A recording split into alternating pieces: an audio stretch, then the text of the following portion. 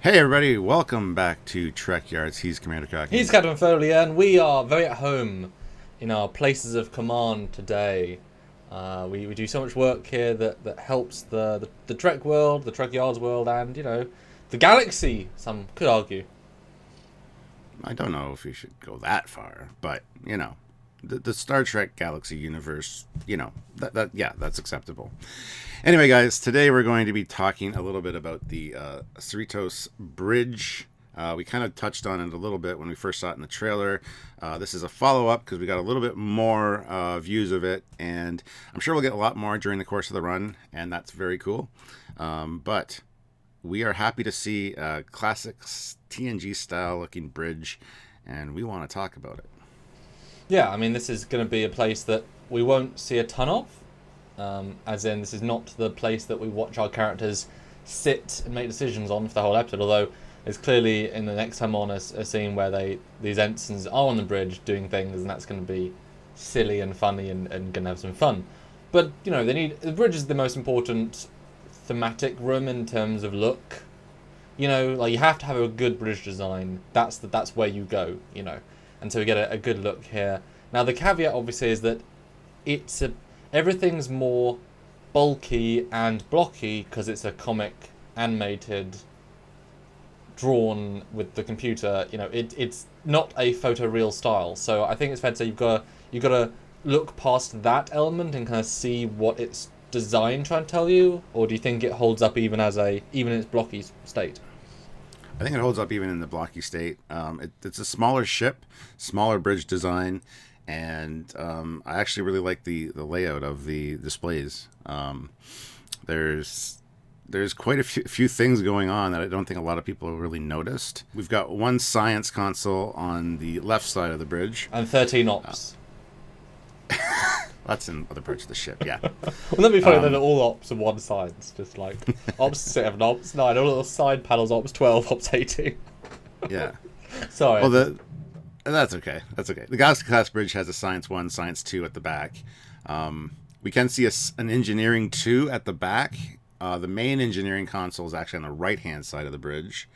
So that's worth pointing out. And there's other ones, a system display between Science and the back, which could probably be reconfigured to a Science 2 if need be. I kind of like that as well. As you know, I'm a big fan of bridges with monitors on the side or all the way around because I think that looks really, really fantastic. So this is kind of cool. It makes the whole bridge feel like one big workspace rather than the back is the workspace, the middle is the control area, the command area, and the front is the operations area. It gives it all one big feel. As always, my only real complaint here is that the chairs are just too blocky. That's really the only thing that grinds my gears a bit because they just feel out of place. That said, there have been some very bulky chairs in Trek, but they feel underwhelmingly bulky. But so do the engines themselves. So I mean, these things happen. Yeah, the layout of the command center feels a lot more to me like a Voyager kind of look, kind of like the straight across kind of thing. It's kind of a merge of a few. Like you got the classic Galaxy class bridge upper lighting and things like that. You got the four doors. We know one of them is the turbo lift. That's the one at the back where the regular turbo lift or the main turbo lift is on the Enterprise D. We don't know where the other ones lead necessarily yet. We can fair to extrapolate. I think they'll stick to the canonical idea of where each go. But like you would then say, the right hand front battle bridge? No, of course not. That's what I was just going to say, yeah. Might just be a turbo lift, might be her ready room, might be on the other side of the bridge as opposed to where Picard's is. We don't really know yet. Well, there's no back bridge briefing room, a conference room, because there's no windows there. So maybe that's that room. The front right is the conference room. Could be. I mean, there's a shot coming this season on where she's leaving the captain's ready room and she's doing the oh yeah sign.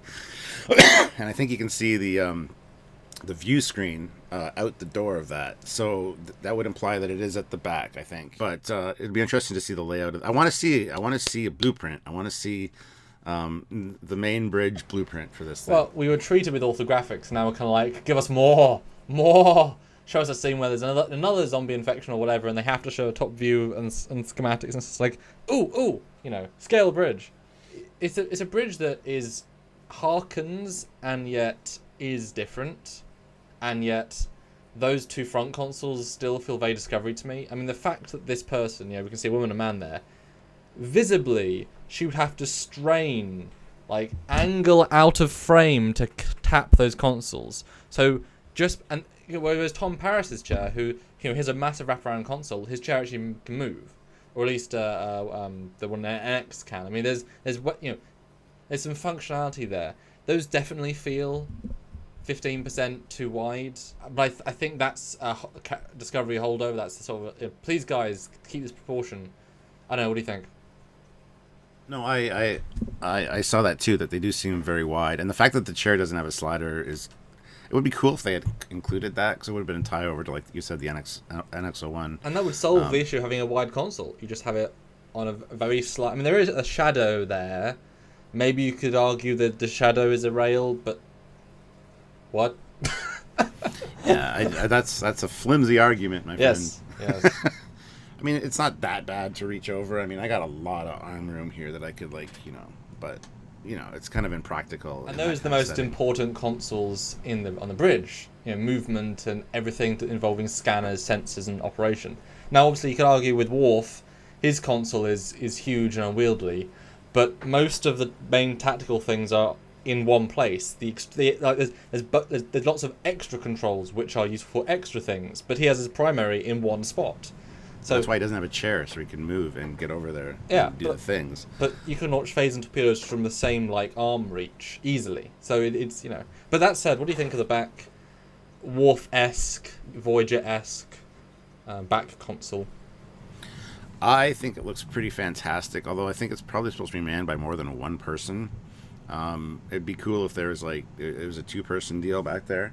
I do like the fact there's no seats back there. And we know this is the big Bajoran guy, security guard, that usually is working there. That's his job. But it looks really good. I do like the straight across look as opposed to the horseshoe. That being said, the horseshoe is really nice, and when you play Bridge Crew, it's like you see that layout and you're standing there. It's like, wow, this is really cool the way this is laid out. This one seems very cluttered with stuff, but I don't know about you, but the LCAR seems stretched to me on the width. Yeah, just to fill it. Yeah, same with the front consoles. That being said, LCAR's panels, you can imagine very easily are reconfigurable. So even if those ones at the front, like we said, are too wide, if you need to focus on that left panel or the right panel, you could probably swipe them to get them to right in the middle where you need them. But still, it's kind of inconvenient, I think, to be doing that. It's interesting that we're putting such scrutiny, but in the trailer we can only glean so much. But there's so much attention to detail in the show, well beyond what the audience is meant to see on first watch, that I feel comfortable in going into the detail, because they have put similar detail into similar scenes. So all credit to them that we can do this like a visual canon thing as it's trying to be. Although it's just to go from that, it's an okay back panel.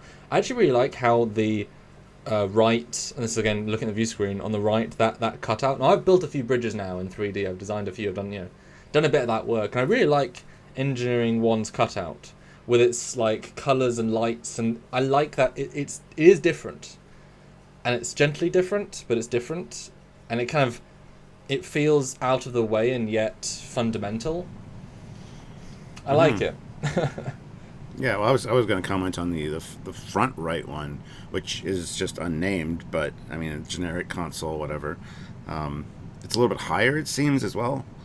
But I like that. I mean, as far as a captain goes, I mean, here she has access to engineering really easily, and also science. So I don't know how useful that would be, because that's one of the great things about the TOS bridge is you could swivel around and see any of the stations. Again, in Bridge Crew, you can definitely do that, which is great. Are they reconfigurable? Hopefully.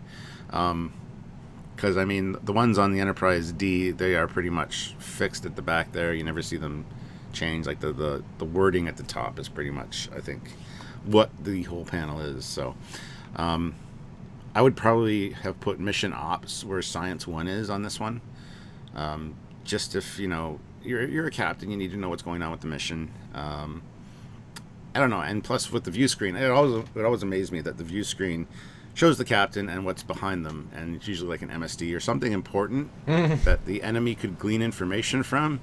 I mean, mission ops would be a pretty important thing. For Skype and Zoom, they have background blur features. I mean, now. That's true, but you never see that. Well, you do. You get weird close-ups and like weird lights and stuff. Well, I mean, think Ferengi season 1. Why is his bridge pure white? I don't know. Big white light. Yeah, you're absolutely right. No, but even the color scheme. I mean, it's not the same as the Galaxy class. It's got the grays and blues, which again work really good. I like the markings on the carpets. It's got the same general kind of feel with the ramps and things. But yeah, I want to know what is going on with the other doors. Because I don't think there's a battle bridge necessarily, so there wouldn't be one straight to that. Couldn't see one. Yeah. There's probably a briefing lounge of some sort or a conference room, and then of course the captain's ready room. So, and I have no issue with the other turbo lift, because Enterprise D had 2, so.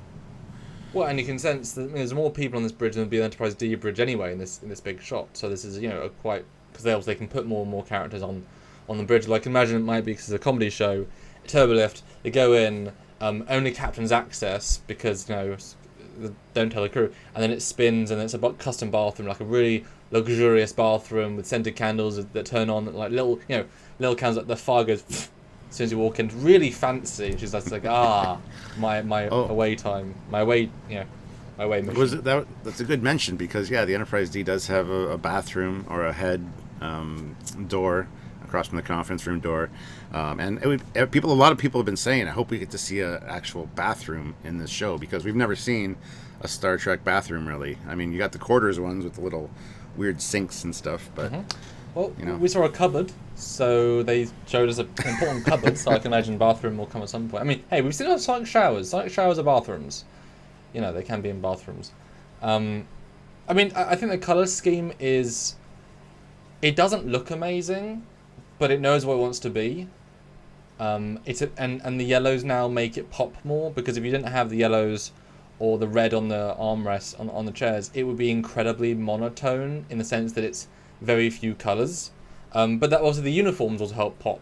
Those red and those oranges. So it's that very fine balance, but you can tell it feels more basic, underwhelming style of ship. It's like when you design when they designed Serenity for Firefly. It's like, let's design a rundown ship. It can't look pretty. Let's take this light fixture, add some dirt to it. Great, that was our $2,000 custom dirt fixture we've half ruined. But that's part of the point. So designing a ship that is not meant to be a pride of the fleet is a hard task. And I think this bridge, it feels like inspired by part of the fleet, but nowhere near as refined. And while it may have learned the lessons of the Enterprise D and other such flagships, they haven't put the time in to make it advanced looking. Except the view screen, which is absolutely ginormous, and probably a window, although, at least they've done the correct thing of having the outside be non-see-throughable, which Scott Schneider designed in the Discovery Enterprise, but they ignored. So hopefully that'll stay true, because we don't want we don't want windows, because windows are less efficient and less advanced than view screens. Yeah, and I was going to give them a kudos before you said that, just for the wide screen view screen, which looks a lot wider than the Enterprise D's, and more letterbox, if you will. Yeah. So, anamorphic. That's very cool. That'd be great for watching movies. Absolutely, which they probably do in this show. Let's be fair. I can see Night Shift throwing on a movie or something. That'd be good. On there. Well, CBS owns a lot of stuff just on a CBS movie. It'd be kind of cool. Yeah. Wow. So we'll see. But it's. I mean, it definitely makes you think the bridge is a lot wider than the Galaxy classes, because the Galaxy class, even though you would not think it, is the same actual size as the Enterprise Classic. The bridge is the same. I mean, it's all proportionally different, but the actual circumference is the same. Mind-boggling, I know. And yet, Vusing TOS was this, Vusing Infinity was this. So for this being this, I mean, it feels like a wider bridge. I guess that would hearken. Maybe they were told we'd want a bridge window to be this length, and therefore they had to fit the consoles. Because the consoles are all stretched a bit. Maybe that's to kind of have the same percentage in the room as they would normally be, but because the window is overscaled, everything else has to be stretched. Do you know what I mean? Otherwise, they'd all be like, "Oh, this is tiny." Kind of like Discovery stuff is like, well, I mean, it's huge, and like, yeah. Yeah. No, I'm glad that it's not overly big or ridiculous in any way. Like, it very much feels like a smaller ship. But with the bigger bridge, though, the Enterprise D. I know, but it's a layout that's not as comfortable, not as refined as the Enterprise D. You know, it's very much utilitarian, so I like that a lot. Even the seats seem like older style seats, you know. But yeah, anyway. I'd love to hear from the producer creator. Is this ship designed to be older or designed to be new and less advanced? Because those are two different things. We know this is set 1 year after Nemesis, and Enterprise D is quite a long time before Nemesis, but when abouts would it have been really launched? Because, you know, I mean, you know, like people in 2020 release some flip phones because they're nostalgic, and they release brick phones because they're cheap for older people. So you can still make really absurdly old technology now new. So every ship doesn't have to be a Prometheus or Sovereign, so they can still make technology which is clearly like, well, it's a few last gen, but it's just quick and easy. So it'd be interesting to see what he visualized when, you know? Yeah, well, there's a few visual clues for that. Like the L-cars are definitely the same era as the Galaxy class, but the nacelles are completely different. So are those older nacelles? Are they new retrofitted nacelles that were changed recently? You know, things like that. So yeah, it'd be interesting to find that out for sure. But anyway, guys, I think that's it for our look at this bridge. If you have any comments that you'd like to drop down below, please do so. And one of the best ways to support us is to hit that like button. Hit the like and subscribe. Make sure you're subscribed to the channel so you don't miss any content from us. Or you miss the ones that you don't want to see, I guess. But anyway, you still get notified by clicking that all bell icon. And yeah, just we look forward to you guys sharing this around and kind of sharing the Trekyards love. And theoretically, if you subscribe, they should let you know when we go live. And going live is a great way of joining the conversation with us and super chatting to support the channel, which is a very direct way of allowing us to keep doing this. We know how much content we throw out for Lower Decks, Picard Discovery. We really put the time and effort in so you guys get to... I mean, the amount of people that said on our Argo video, "Oh, I didn't realize they were that dissimilar." Because we did the hard work, so you don't have to. And that's fine. A super chat is a great way. PayPal, trekyards@hotmail.com. Any PayPal amount goes to a production of the show. Patreon, another really useful way. And like I said, just sharing, liking, subscribing. That's the free way, but consider if you can supporting as well, because if enough of you do, then everyone else gets it for free, which is amazing. That's right. So guys, until next time, I'm Captain Foley. And I am Connor Coggins. And we'll see you on the bridge. Bye guys.